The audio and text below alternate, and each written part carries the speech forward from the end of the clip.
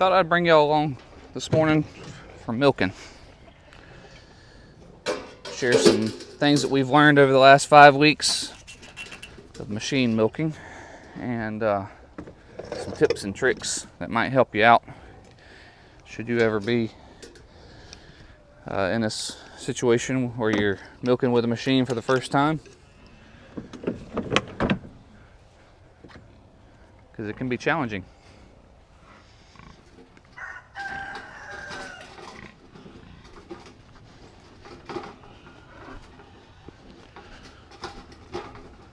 But I'm going to show you guys a few things that we've learned over the last 5 weeks that'll help make it a lot easier.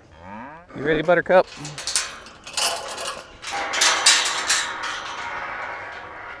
Morning, girl.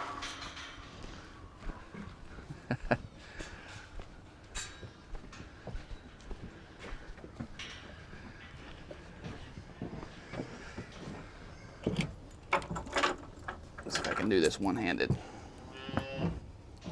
First thing, you want to have an area to chain them up, or at least stop her from being able to move back.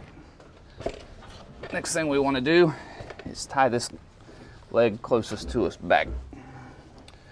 She's gotten pretty good. I don't probably need to do this much anymore, but it keeps her from wanting to kick, and they will kick to try to hit you here. We are using this milking machine made by Vivor. And this is not a sponsored video. We bought this with our own money. We got a good deal on it. We got it on Amazon for like 40% off on a sale. We had been watching it for like a year. And it finally went on sale. But this thing is awesome. It doesn't come with very good instructions. So we kind of had a little bit of a learning curve to figure out how to use it. But this thing saves so much time. We do not have time to hand milk really, and this thing is a lifesaver. So the first thing we do, we have these little gizmos, and I'm going to drop a link to everything you see in this video today in the video description below. I'll have it all itemized out so you can click on it and it'll take you to where we bought this stuff. This is just like a little teat dipper, and we're going to take soapy water, warm soapy water, and hit those guys real quick. And then I've got a warm water rag. We're just going to wipe them off. Wipe the bag off around. We'll make sure this is all clean of manure. This one here has quite a bit of manure on it, so we'll do it a couple times. That'll be in your milk. Rinse the rag.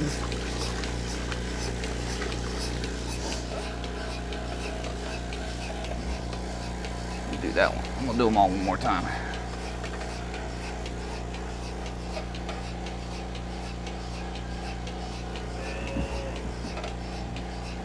Make sure they're good and clean.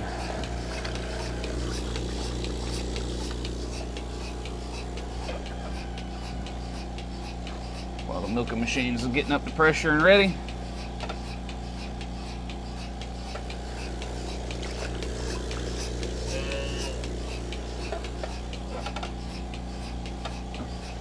all right, next thing you want to do, just get us squeeze a little bit out. I don't know if you can see that with my arm in the way. You squeeze a little bit out of each one. Make sure there's no soapy water. And you're basically just pinching and squeezing. That's it. Now this is the part that threw me for a loop in the beginning. So this has a little hatch that you can pull, and that cuts off all of the suction to the heads here. I don't use that. So in order to do that, you got to get all 4 of these up onto the udder at the same time, and that's not as easy as it sounds, especially when you're trying to get it on there and she's kicking and whatever. So what I found is easiest is I just pinch. I leave the suction on and I pinch the air hose. Now you can hear it suction. So I pinch that off, put it on, and let it go, and it stays on. pinch the next one.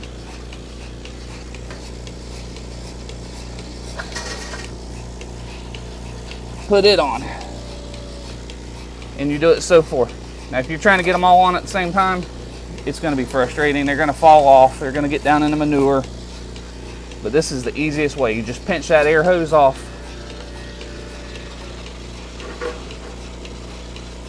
Oh, this one's swollen this morning. Just like that. And that's all it takes. Now, like I say, you can pull that and try to fish them all up there and hold it from underneath and try to get them on. That's what I tried doing first. And she kept kicking with both feet and would kick my arm, kick the thing off. When I get 3 of them on, they'd fall off. It was so frustrating. So this is what I found to be the easiest way.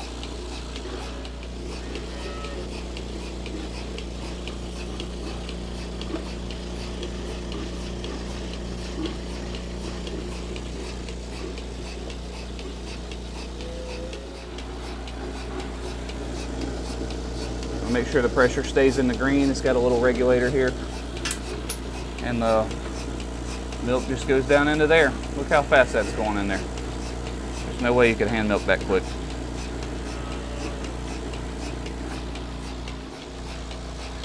Now I always hold the hoses so they're kind of in line with her, just in case she tries to kick or steps around or moves around or whatever. But yeah, this is pretty straightforward. The only other thing you want to watch for is if the back hatch opens back there. Now every now and then she'll pee or poop, and you want to make sure you don't have your clean water down here, which is where I usually set up, because that'll get contaminated. But it's easy once you get everything hooked up. I set it up to where the little shelf that we have is right back here, so everything's at my right hand because I'm right-handed, and it's close by to be able to get to. Same with the milking machine, everything's here on my right. Like I say, the only downside is she goes to the bathroom. I don't have a splash shield back here, which maybe I should put up. It's kind of been a work in progress. So, and we just milk until you don't really see any more milk coming out down there, and then you'll know you're done.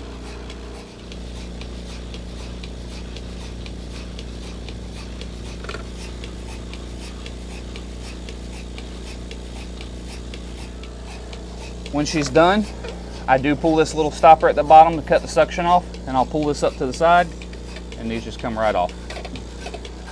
And I'll bring it out. I'll put my clean stoppers back in.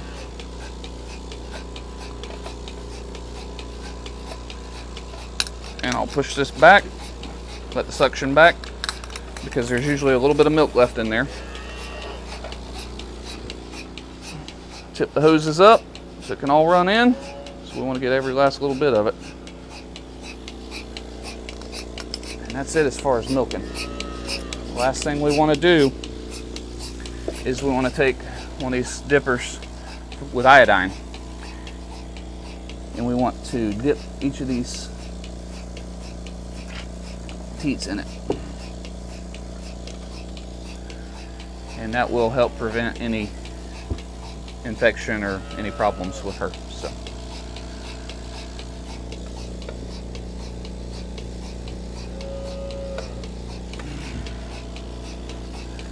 Untie and unchain, that way when she's done eating, she can do her thing.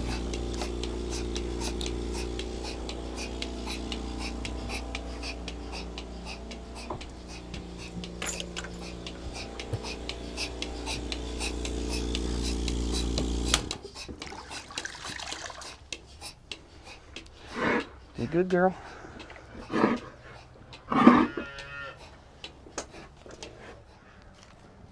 Let's go to mama.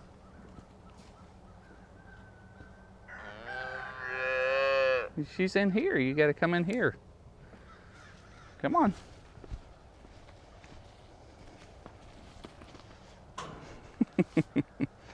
You're so spooky.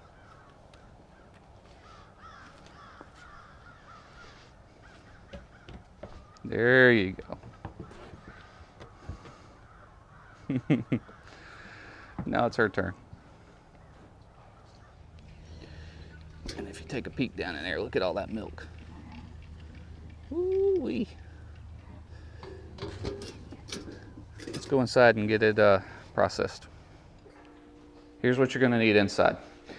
This here is a milk strainer. It's a stainless steel milk strainer, and you'll wanna get some of these filters. These filters will go into the bottom, and it just filters out any foreign object that might have made its way into the milk. There shouldn't be any, but just for safety. So that'll go down in there. You'll strain it into one of these gallon-sized jars. It's just a glass jar. It'll get strained into there. Once you're strained, you'll dump it into your milk jugs. These come with resealable little lids, nice glass milk jug. We usually will have a few quart-sized jars just in case there's extra, because we do usually get more than just a gallon. And you will want one of these funnels to make life a lot easier to get this milk into the jars. Pretty much impossible to do it without spilling otherwise.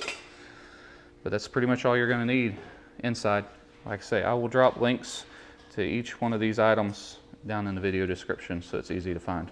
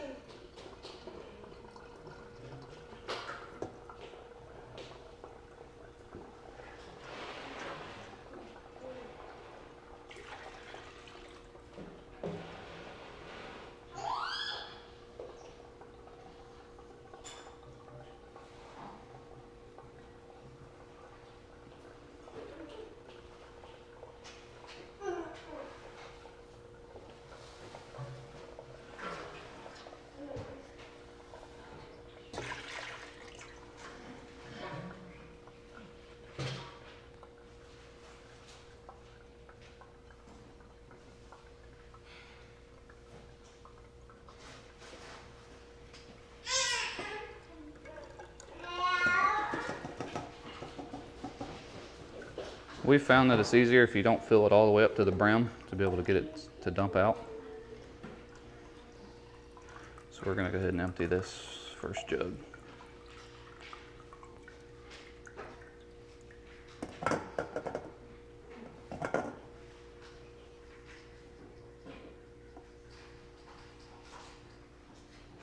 Just sit it on here for a minute.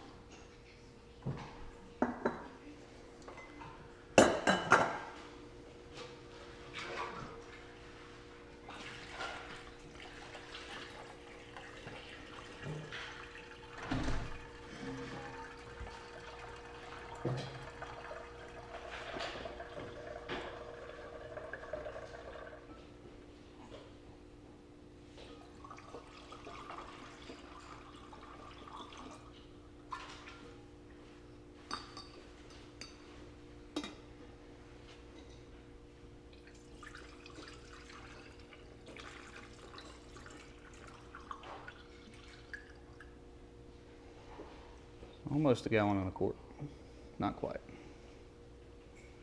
This one here's in the fridge from yesterday. You can see the cream, how it's separated up top. You can pull that off if you want. We usually leave it in the milk and just shake the jug each time when you want to use it and pour milk out. Well, there is nothing quite like Jersey milk. I would say, as a comparison, if you drink store-bought milk, the difference between whole milk and whatever it is, 1%, the watery stuff, the difference between those two is the difference between whole milk from the store and Jersey milk from a farm, fresh. It's amazing. The amount of rich, creamy flavor that is in Jersey milk, can't describe it. Now, I'm a huge lover of Bluebell ice cream. To me, it's the best tasting ice cream that there is. Second to homemade, of course. But as far as store-bought ice cream, I believe they use Jersey milk for Bluebell ice cream. I'm not 100% positive, but I have heard that that's the case. And if so, it would make sense, because you can tell it's a lot creamier and it's a way better flavor than a lot of the other brands that are out there. To me, they taste watery. But yeah, if you can get your own milk cow and milk it, man, there's nothing like it. So when we first got this machine, we had a little bit of a learning curve to go through, and it was very frustrating. I'm not gonna lie. The very first day that I was trying to use it, I got so aggravated with it, I was ready to throw it away. I even told my wife, this thing's a piece of junk. I'm not gonna use it. We're just gonna hand milk. I've never hand milked. My wife has. She used to milk goats a long time ago, but you know, I don't know anything about it, and it wasn't something that had me excited. I'm a traditionalist in a lot of things. Milking a cow is not one of them. I would prefer to have a machine. It's quicker, it's easier. You don't have to worry about bugs getting in your milk or flies. We have terrible flies and bugs here in northern part of Florida, especially in the summer. And I don't want to be fighting through all that.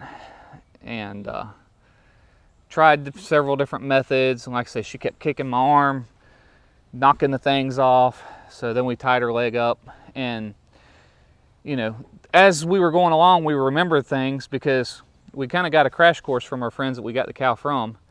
But there's so much to remember, and we forgot a lot of what we were supposed to be doing until you actually do it yourself and know, oh, okay, this is what they were talking about.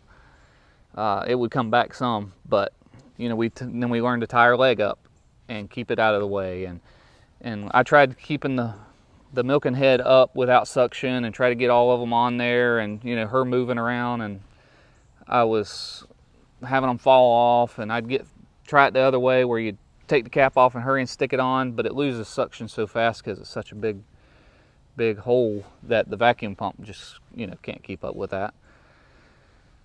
But I found pinching that hose, the big hose coming into the bottom where the suction actually is, that's the easiest method for me. So I wanted to share that because it might be helpful to someone else. I've looked online to see if they had milking heads with individual release buttons on each of these suction cups. I have not been able to find one. It might be somebody that can invent something like that, and I think you'd be rich if you did. So until then, that's the easiest method I've found. So it's a great little machine. Once you get it figured out, man, it's quick and easy.